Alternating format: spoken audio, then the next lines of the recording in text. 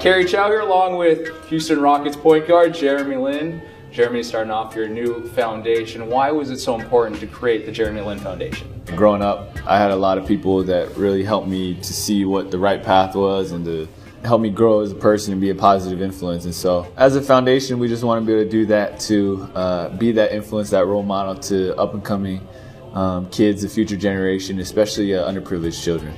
When we look at what you're doing, it's kind of like a Charles Barkley situation. Whether or not you want to be a role model or not, you are a role model.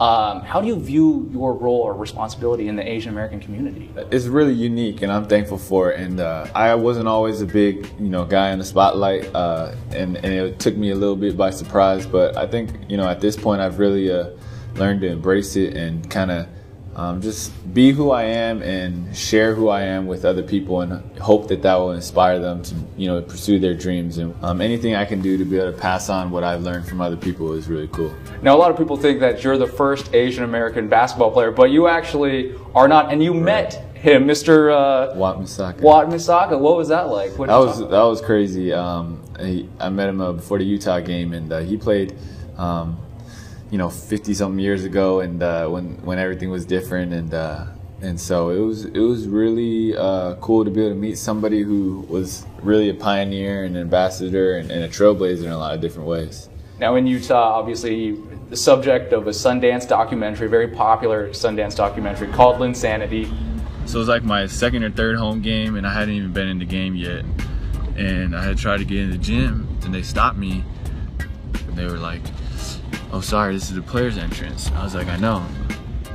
And he looked at me confused, and then so I was looking at him confused, and then he was like, "Oh, I'm sorry, are you a trainer?" And I just kind of was just like standing there. Then another security guard came over and like whispered, like, "I think he plays on the team." What was that experience like, being a part of that process, that filmmaking process? We started it before I had ever gone to New York, and so that was the coolest part about it, is that we have the whole journey. We have me getting cut, me getting waived, me going to the D-League and things like that.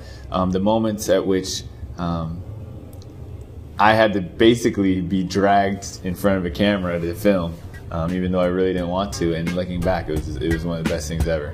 When Linsanity actually started to happen, and obviously you mentioned the documentary crews were there before it happened, did you guys just for a moment look at each other like, what is happening? Can you believe this? Oh yeah, definitely. I remember they were texting me after every game just like, "Oh my goodness, what is going on?" And so it was really cool, man. And it was all, a blessing from God, the way everything turned out. And now we have a story to tell and share with the whole world. Linsanity, although you probably hate hearing the term, about a year ago to the day almost, how would you characterize how your life has changed over the course of this year? Oh, it was night and day. Literally overnight, everything changed, and went from just trying to hold on to my career and not knowing if my next day would be my last in the NBA, to now this, and a lot has come at once, and I'm thankful for it all, and it's been a crazy and very enjoyable ride. Obviously a very interesting journey, and we're going to be interested to check out the entire sequence. For Jeremy Lin, I'm Kerry Chow for ESPN.com.